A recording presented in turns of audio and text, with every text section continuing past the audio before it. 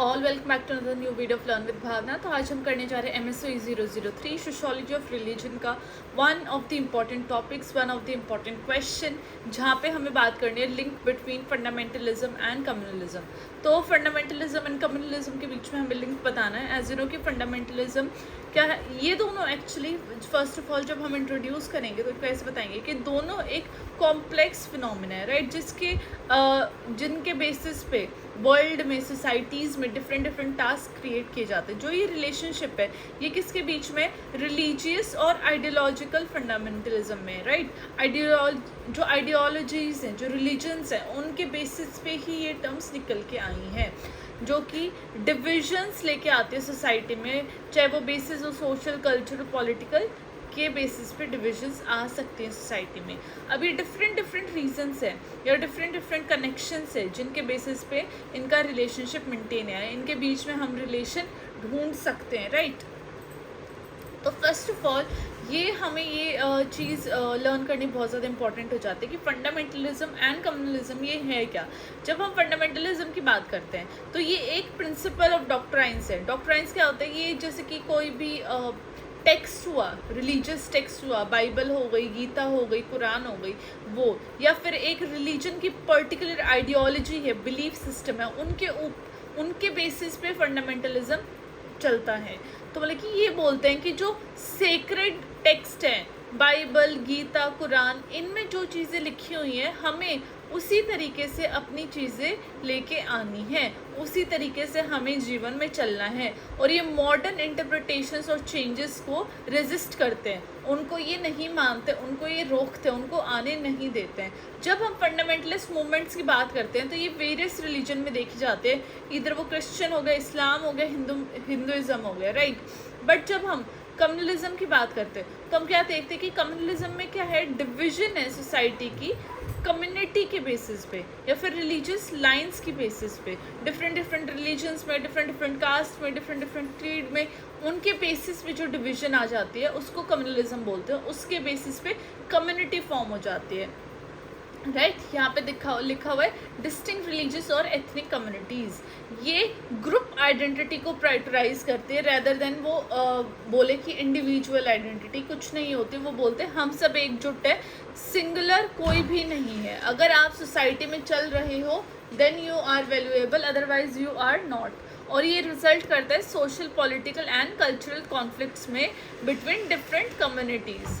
अब हम बात करेंगे कि जो ये लिंक है फंडामेंटलिज्म और कम्युनलिज्म में वो कैसे आता है। इसमें वेरियस फैक्टर्स इन्वॉल्व हैं जो कि इंटरकनेक्टेड है। फर्स्ट आता है हमारा फंडामेंटलिस्ट बिलीव्स। वो क्या बिलीफ है, वो एक्सक्लूसिविटी और सुपीरियोरिटी ऑफ पर्टिकुलर रिलीजियस और एथनिक ग्रुप के ऊपर बात करते हैं। वो बोलते हैं कि जो हमारा एथनिक ग्रुप है, जो हमारा रिलीजियस ग्रुप है, वो ही सबसे सुपीरियर है, वो ही सबसे अच्छा है, वो ही सबसे प्योर है, और आप उसी को मानो, उसी को लेके चलो, राइट। अब ये किस में कंट्रीब्यूट करता है, एक डिफरेंट कम्युनल आइडेंटिटी फॉर्म हो जाती है, जहाँ पे जो इंडिविजुअल्स हैं वो खुद को उस रिलीजियस और एथनिक कम्युनिटी से ही कनेक्ट करके खुद को व्हाट वी से डिफ्रेंशिएट करते हैं सोसाइटी में, राइट। उनके लिए वो जो एथनिक कम्युनिटी है, वो रिलीजियस जो कम्युनिटी है वही है। वो सिर्फ अपने आप को उस कम्युनिटी के लिए मेंबर मानते हैं, और जो आउटसाइडर्स होते हैं डिफरेंट रिलीजियस ग्रुप्स के, उनको वो अपने लिए थ्रेट मानते हैं, उनको अपना दुश्मन मानते हैं, राइट। आई होप कि यहाँ तक आपको ये सारा कॉन्सेप्ट समझ में आ गया होगा। अब आगे मैंने एग्जाम्पल दिया है, जब हम हिंदू नेशनलिज्म की बात करते हैं इंडिया में, तो एक फंडामेंटलिस्ट आइडियोलॉजी है हिंदुत्व, वो बहुत बढ़ चढ़ के बोलती है, और उसमें क्या है, कम्युनल आइडेंटिटीज फॉर्म हो चुके हैं उस हिंदुत्व बेसिस पे, हिंदुत्व के आइडियोलॉजी पे। जब जो हिंदुत्व आर्ग्यू क्या करता है, हिंदुत्व वो आर्ग्यू करता है कि हिंदू कल्चर की डोमिनेंस आए और एक हिंदू नेशन फॉर्म हो जहाँ पे सारे हिंदूज हों। इसलिए ये टेंशन और कॉन्फ्लिक्ट आ गई है, जिससे कि जो हिंदूज है और रिलीजियस माइनॉरिटी है, क्योंकि इंडिया में क्या है, जो सुपीरियर रिलीजन है, जिसके ज़्यादा मेंबर्स है वो हिंदू ही है ना, राइट। तो जो माइनॉरिटी रिलीजन है, चाहे वो मुस्लिम हो गया, क्रिश्चियन हो गया, बुद्धिज़्म हो गया और कोई भी वो रिलीजन्स हो गए, उनमें एक क्या आ गया, कम्युनल वायलेंस आ गई है। कम्युनल वायलेंस क्या होती है, एक पर्टिकुलर कम्युनिटी जब दूसरी कम्युनिटी के खिलाफ भड़क जाए उसको कम्युनल वायलेंस बोलते हैं। तो यहाँ पे मुस्लिम और क्रिश्चियंस में क्या आ गई है, कम्युनल वायलेंस आ गई है अगेंस्ट हिंदूज, राइट। अब सेकंड आ जाता है, fundamentalist ideologies often promote in group solidarity and a strong sense of community among their followers. तो फंडामेंटलिस्ट आइडियोलॉजी क्या कहती है कि तुम ग्रुप में एकजुट होके चलो और कम्युनिटी ही तुम्हारे लिए सब कुछ है, कम्युनिटी के साथ चलो, उसके बाहर कुछ भी ना करो। तो ये क्या करती है, टाइटली निट कम्युनल ग्रुप्स बन जाते हैं जो कि चोजन होते हैं और राइटियस होते हैं और वो आउटसाइडर्स को सस्पिशन के साथ देखते हैं, राइट। उनको मतलब कि अलाउ नहीं करते हैं एंटर करने के लिए। उनके लिए आउटसाइडर्स क्या है, दे आर दी एनिमीज, उनको अलाउ नहीं करना है।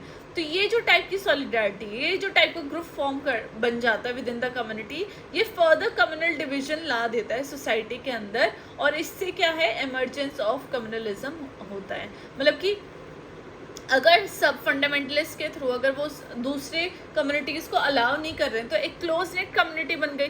क्लोज नेट कम्युनिटी बनेगी तो कम्युनलिज्म आ जाएगा, राइट। क्योंकि कम्युनलिज्म किसकी बात करता है, जो कम्युनिटी फॉर्म होती है, चाहे वो रिलीजन बेसिस पे हो या फिर एथनिसिटी बेसिस पे हो, तो वही तो कम्युनलिज्म बात कर रहा है। तो अब आई होप ये वाला पॉइंट भी आप लोगों को समझ में आ गया कि क्या कोरिलेशन है।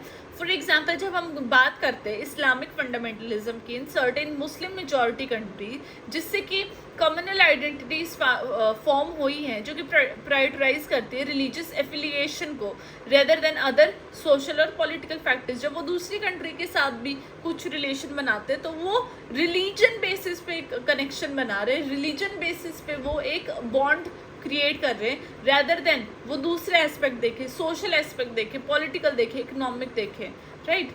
जब ये किस में रिजल्ट कर दिया उन्होंने, सेक्टेरियन कॉन्फ्लिक्ट आ गया between different branches of Islam. जैसे कि सुन्नी शिया में क्या आ गया, एक डिवाइड आ गई, जैसे कि कम्युनल टेंशंस ऑफ वायलेंस बन गई, राइट। अब ये भी सुन्नी और शिया मुस्लिम की दो डिफरेंट ब्रांचेस है जो दोनों different type of ideology follow करती है। तो उनके बीच में भी within Sunni Muslims and Shia Muslims भी टेंशन आ गई है और एक डिवाइड हो गया है। थर्ड इज, जब फंडामेंटल आइडियोलॉजीज की हम बात करते हैं कि वो एब्सोल्यूटिस्ट होते हैं, मतलब कि वो बिल्कुल भी कॉम्प्रोमाइज़ नहीं करते हैं, बिल्कुल भी डिफरेंट बिलीव्स के लिए टॉलरेट नहीं करते हैं। जो बुक में लिखा है, जो सेक्रेड टेक्स्ट में लिखा है वही फॉलो करना है, उसके 1% इधर उधर नहीं जाना है। उनको बोलते हैं हम एब्सोल्यूटिस्ट, राइट। अब जो एब्सोल्यूटिज्म है वो क्या कंट्रीब्यूट करता है, पोलराइजेशन ऑफ सोसाइटी। पोल्स होते हैं ना, नॉर्थ पोल साउथ पोल, उस तरीके से। तो पोलराइजेशन करता है सोसाइटी में कि ये अच्छा है, ये बुरा है, ये ठीक है, ये ठीक नहीं, कुछ मिडिल का रास्ता कुछ नहीं होता। तो जहाँ पे जो डिफरेंट कम्युनिटीज़ हैं वो रिजिड पोजीशंस ले लेती हैं और एक दूसरे को वो थ्रेट लगती हैं, तो उनके बीच में ना ही कोई डायलॉग होता है, ना ही वो अपनी चीज़ें किसी को समझाते हैं, ना ही कोई अंडरस्टैंडिंग होती है बिटवीन डिफरेंट कम्युनल ग्रुप्स। और ये फर्दर डीपन कर देता है डिविजन्स और इससे कम्युनल कॉन्फ्लिक्ट्स और भी ज़्यादा बढ़ जाते हैं, एस्केलेट हो जाते हैं। फॉर एग्जांपल, जब हम बात करते हैं इजरायली पैलेस्टीन कॉन्फ्लिक्ट की, जो कि प्रेजेंस ऑफ रिलीजियस फंडामेंटलिज्म है among Jewish settlers and Palestine groups, तो जिन्होंने कि बहुत ज़्यादा कंट्रीब्यूट किया था इन दोनों कम्युनिटीज़ में पोलराइजेशन। जो एब्सोल्यूटिस्ट बिलीव्स थे वो तो क्या बात कर रहे थे, अनकॉम्प्रोमाइजिंग पोजीशंस की वो बात नहीं करेंगे। तो ये जो ग्रुप थे इनके अंदर क्या आ गई थी, बहुत ज़्यादा हिंड्रेंस आ गई थी, बहुत ज़्यादा वायलेंस आ गई थी, पीस ख़त्म हो गई थी और कम्युनल टेंशंस आ गई थी दोनों इजरायली एंड पैलेस्टीनियंस के बीच में। फाइनली जो हम लास्ट पॉइंट करने वाले हैं, लिंक बताने वाले हैं, वो है एक्सक्रेबेटेड बाय पॉलिटिकल इंस्ट्रूमेंटलाइजेशन। इसमें क्या है कि जो पॉलिटिकल एक्टर्स हैं वो एक्सप्लॉइट करते हैं फंडामेंटलिस्ट आइडियोलॉजीज़ को और कम्युनल डिवीजन करते हैं अपने गेन के लिए।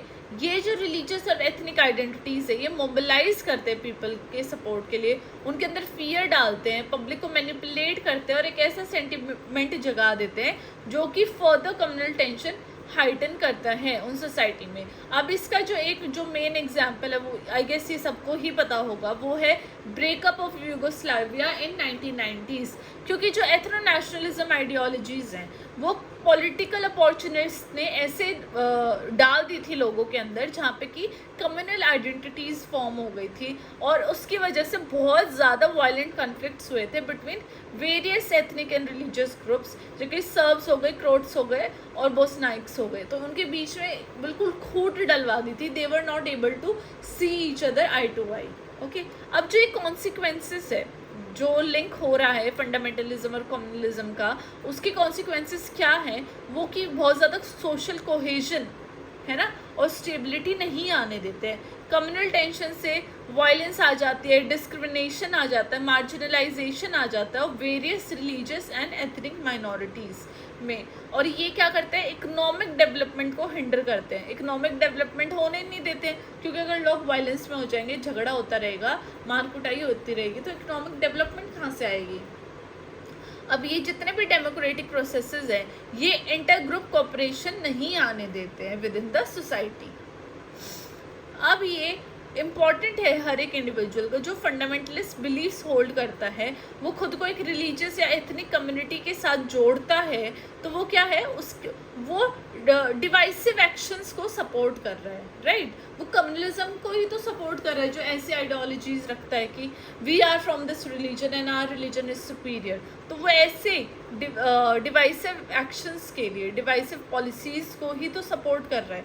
अब जो ऐसे लोग हैं जो ऐसे religious convictions, strong community ties को प्रमोट करते हैं रैदर देन प्रमोटिंग पीसफुल को एग्जिस्टेंस, या फिर एक दूसरे के रिलीजन के लिए रिस्पेक्ट, सोशल हार्मनी मेंटेन करना, तो वो सोशल कोहेजन को थोड़ी ना वो बोल रहे हैं, वो एक्चुअली क्या कर रहे हैं, वो फंडामेंटलिज्म एंड कम्युनलिज्म को ब्रिंग इन करने की बात कर रहे हैं, उनको लाने की बात कर रहे हैं। तो ये क्या है, इंटरफेथ और inter ethnic dialogue, promoting religious and cultural literacy, ये सारी चीज़ें लानी बहुत ज़रूरी है, ताकि जितने भी दंगे फसाद हो रहे, जितनी भी प्रॉब्लम्स हो रही है, उनका एक सोल्यूशन निकल पाए, right. Religious and cultural literacy बहुत इंपॉर्टेंट है। सोशो इकोनॉमिक डिस्पैरिटी को मिटाना चाहिए, इंक्लूसिव गवर्नमेंट लेके आनी चाहिए जहाँ पे वो इक्वल राइट्स की बात करें सब सिटीजन्स के लिए, rather than giving all good rights to a particular religion. Okay, last में मैंने बस कंक्लूजन लिखा है कि जो लिंक है फंडामेंटलिज्म और कम्युनलिज्म में, वो कितना ज़्यादा कोरिलेटेड है, राइट। दोनों टर्म्स कोरिलेटेड ही है, और इनका जो रिलेशन है, इनके बीच में स्ट्रिक्ट अडहेरेंस की बहुत ज़्यादा ज़रूरत है, ताकि रिलीजियस और आइडियोलॉजिकल प्रिंसिपल्स को मेंटेन किया जाए, और जो कम्युनल आइडेंटिटीज़ हैं उनका ना ही फॉर्म हुए। बिकॉज अगर वो फॉर्म होएंगी तो क्या होएगा, social, cultural and political divisions आएंगी, वायलेंस आएगी कम्युनिटी के अंदर, और डिफरेंट कम्युनिटीज़ के बीच में कॉन्फ्लिक्ट आएगा। इसलिए ये सारी चीज़ें रोकने के लिए क्या होना चाहिए, सोसाइटी को ये ऐसे काम की तरफ प्रमोट करना चाहिए ताकि वो एक दूसरे के काम टॉलरेट करे, इंक्लूसिव लोगों को लेके आए सोसाइटी में, और सोशल हार्मनी को मेंटेन कर सके। तो आज के टाइम पे एजुकेटेड होना बहुत ज़रूरी है, so that people can think positive and good for each other. तो आई होप आप लोगों को ये वाला क्वेश्चन, 2 टर्म समझ में आई होंगी। And this was it for this video. मैं और वीडियोज़ जल्दी लेके आऊँगी। Till then study well, study hard, और टेक केयर।